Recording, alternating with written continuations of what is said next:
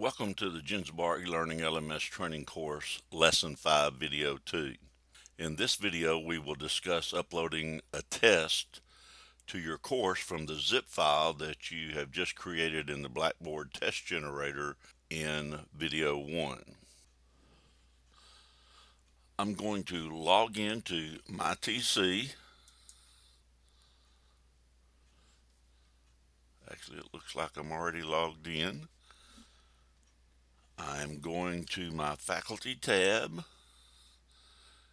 and I'm going to choose the course that I want to upload the test in, or quiz. And you notice over here in the light blue sidebar, there is something that I need that's not there, and it is called Course Content Import. And you can add that to your sidebar by clicking on Add a Page. And then when that comes up, scroll down a little, and under the Learning Features, you will see Course Content Import. And all you do is click on the icon for that, and you now have Course Content Import. And that page, that portlet is opened for you. The next thing you want to do is to click on your Browse by this Upload a Cartridge icon. I'll click on Browse, and I remember that I saved my test over in my Downloads file, so I'm going to find my Downloads file. There it is. And I'm actually going to pull in a different test because I'm going to use it to show you something else a little later on. I created it the exact same way. I have a Texas government final exam right here that's in a zip file.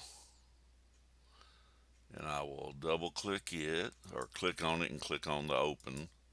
And there it is. And then I'm going to click on upload.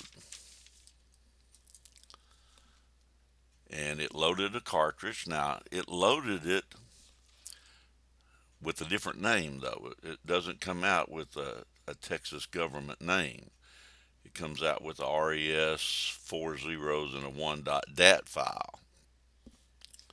But that's okay. We'll change the name of it later. What we want to do next is click on Manage Content. And that same resdat file will show up.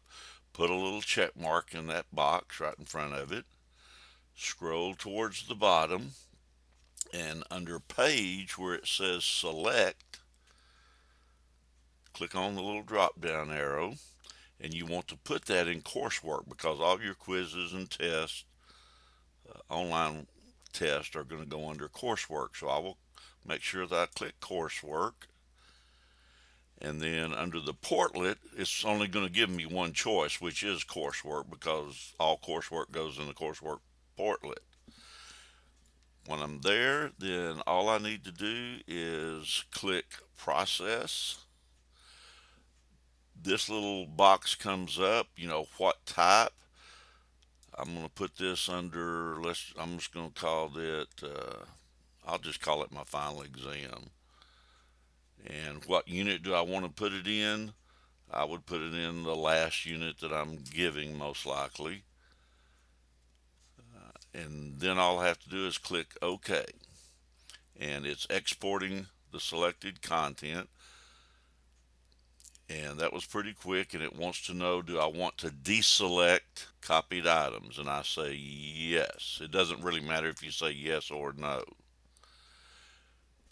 And then if I go back to my coursework page,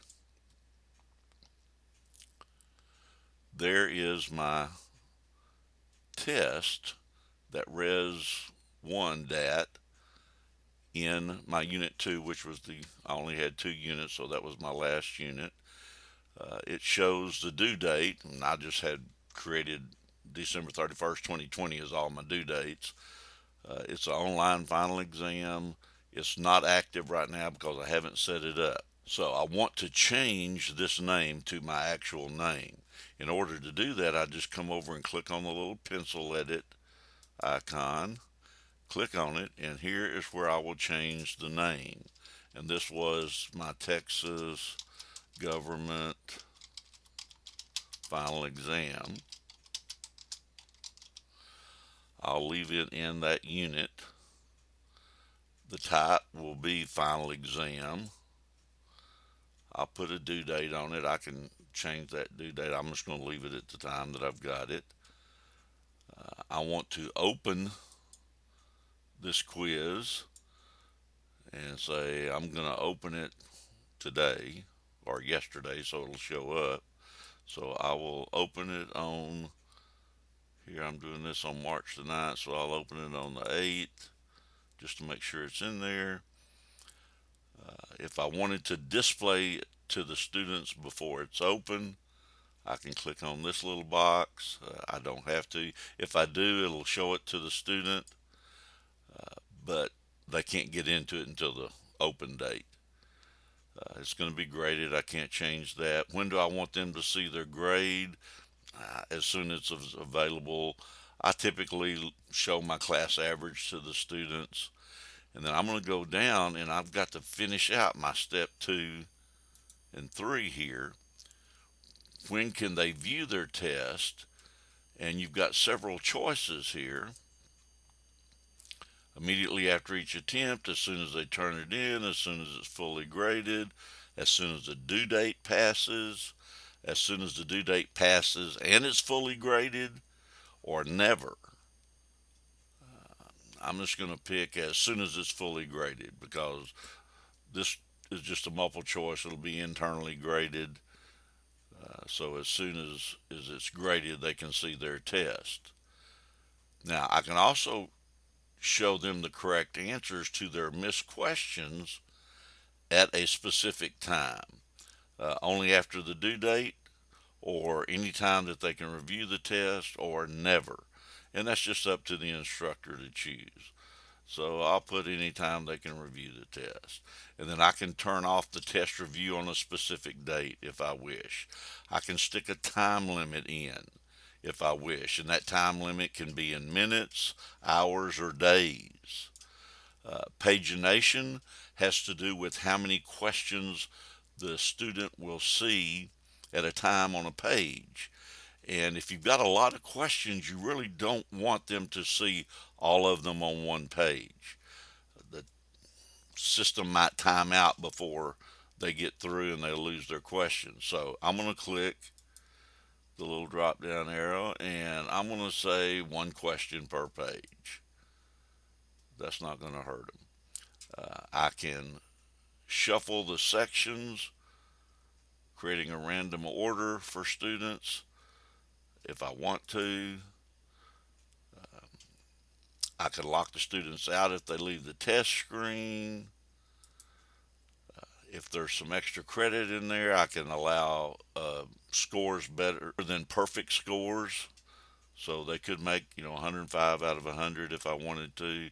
If I wanted to password it because I'm giving the test in the testing center or with a proctor, I can password it. We will talk about the Jenzabar lockdown browser later, so I'm not going to get into that yet. How many times can the student retake the test? It's defaulted to unlimited. So what I want to do is click on that drop down box and put 0 in because I don't want them to retake it. I just want them to take it one time, and that's it. So they can retake it 0 times, but you've got 1, 2, 3, 4 or unlimited times. If I do let them retake it, I could actually put in a waiting period before they could get back in and retake the test if I wanted to. If you do let them retake it, whether or not you give them a waiting period or not before they can retake it, you do need to put a check mark in this show in progress grade updates. That allows them to see the grade before they retake the test. If they made 100, they don't want to retake it, but they need to know that they made what grade they made on the test before they decide whether or not they want to retake. Now, if I do allow them to retake the test more than once, then here it says the final grade for the assignment should be, and it could be the average of all grades received, or the highest grade received, or the last grade that they received. Typically, I type mine in as highest grade received. But again, I'm not going to let them take this but once. But if you were, choose whatever you want here. Then on step 3, if I click on it, it basically, the description right now just tells me that I created this test with Blackboard Quiz Generator. If I wanted to put something else in there or even take that out completely, I could just highlight this, backspace out of it, leave it blank, or type in a different description. Any specific instructions that I want for the test, I can put it in here. If there's a file, like a reading that I want the student to do, I can add a file here, put it in the instructions and say, read this excerpt to answer questions 6 through 10 or whatever. And then whenever I get finished, I just click save my assignment.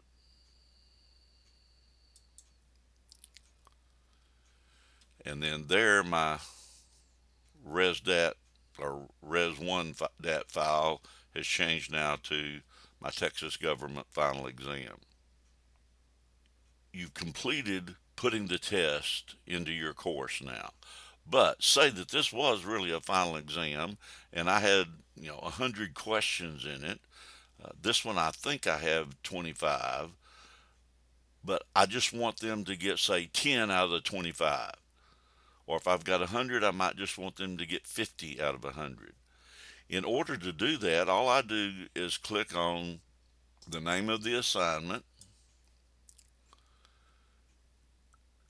and then I have only one student in there, which is my test student. But I want to go to the test builder. You want to do this whether or not you are going to give them just a certain number of questions out of a larger number, because on each question you've got to put in a point value. Now, point values, it depends. I like personally just putting a 1 in for the point value. If you had a question that you thought, oh, this question is work, it's very much more important, and I want that one to count twice what another question would count, I could put 2 in there. But I just like to put 1, so I'm just going to run through and put 1 point. And if I've got 10 questions, it'll grade it based on 100, not just 10 or 20. So I put all my point questions in there. If I want to look at my questions, these questions, the Q1, the question 1, question 2 on down, I had 20 questions. They are in the order that I had typed them in. So if I want to look at that question, I can come over here and click on Q1, and here is my question. The radical Republican Reconstructor Governor of Texas from 1870 to 1873 was, I don't need to put any point value in there because I already have.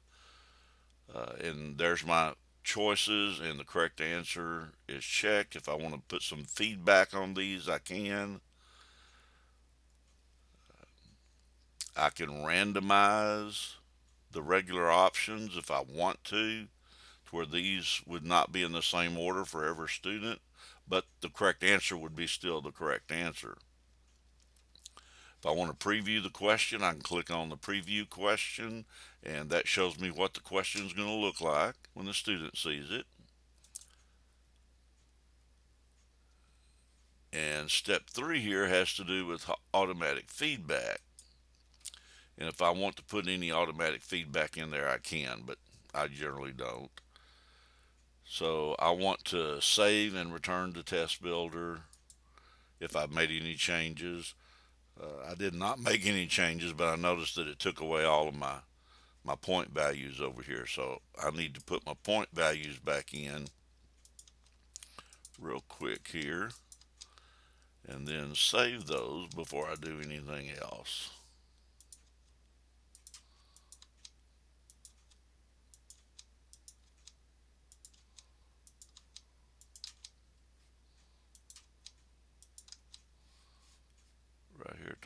right, I can click save. There we go. And then if I ever need to go back and edit the points, I can edit all the points here if I want to. If I want to manage the questions, which is moving them around up and down if I wanted to. But now I have the quiz in. So I'm going to go back to coursework altogether and say I have these questions and I want to give the students just a certain number of these questions. I want to go and click on the test name again, and I'm going to go back to the test builder, and then the default when you import the questions, it just comes in as an imported section as far as a section name. What I want to do is I want to eventually end up saving this to my file cabinet so I can use it somewhere else as well. So I'll go over here and click on the edit pencil, and I change this imported section number to what I name my test, Texas Government Final Exam. I can put some instructions again in there if I want to, but here's where I'm going to randomly select from the pool of questions to give each student. So I click on the pool radio button under type, and it asks me how many questions. Well, I know I've got 20 questions in this one, and I only want to give them each student 10 questions, and it will pick 10 questions at random. I need to put that point value in for each question, which was 1. I can put a time limit. I can make this section extra credit. I wouldn't bother these two initially until you learn a little more about how to use the test generator. And then I just click save this section. And then it's going to tell me it changed the name to my final exam. There are 10 questions going to be given randomly from this question pool to each student. Go back to coursework and let me log in as a student to show you, as a real student, not just switching my view to the student view.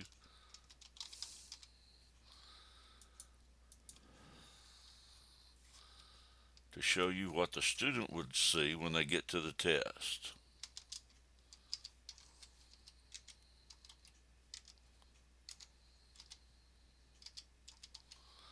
So I'm logging in as a real student, and I go to my student, and then I go down here. I know I was in P13, and I go over here to coursework, and there's my Texas Government Final Exam. And I am going to click on the final exam. It says it's open and can now be taken. It's required. It's scored out of 10 points. Can only be taken one time. Has no time limit. And when I'm ready, I click on Start the Texas Government Final Exam. So I would click on it, and then here is what the student sees when they're taking the test. I didn't time it. I've got 10 questions in it. They can go to the next question by clicking the number up at the top or the bottom, or over here on the right, click next. So if I know this is the Constitution of 1876, then what I would ask the students to do, or put it in your instructions, is to tell the students to always see, it's automatically saving my question. It doesn't always do that for some reason. So what I tell the students to do is to go up, and after they answer each question, just hit save progress, then go to the next question, answer it, click save progress, next question. So I'm just going to run down through and answer these questions. Save progress for E.J. Davis. Save progress 5. And if they get used to saving their progress, they won't have to worry about if it's automatically saving it or not. That way, if it times out, at least they will have saved the answers that they have put in so far. So let's say this is reserve powers, save progress, Bill Clements.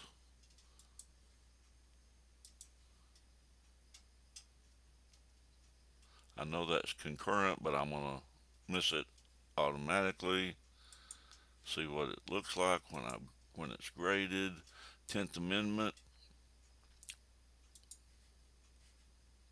Save progress. Question 9.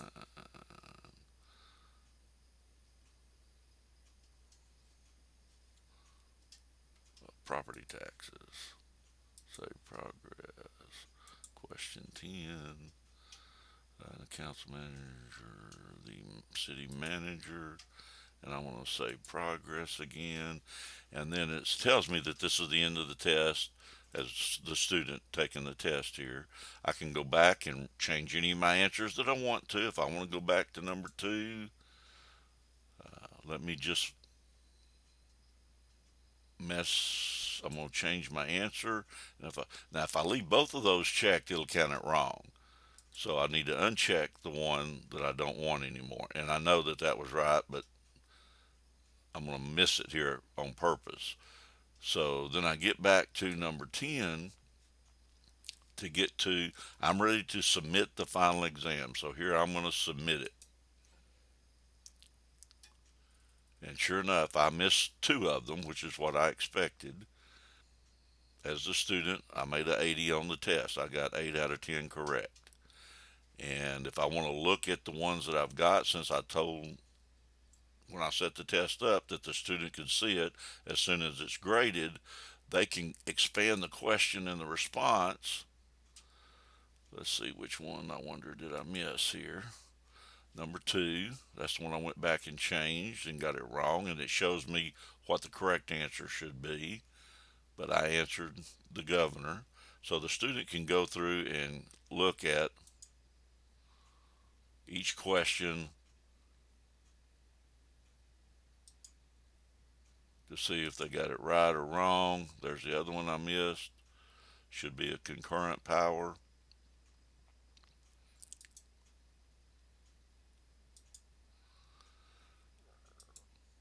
So the student can go back through then and see what they missed and would have their grades. Now, if they go back to their grade book,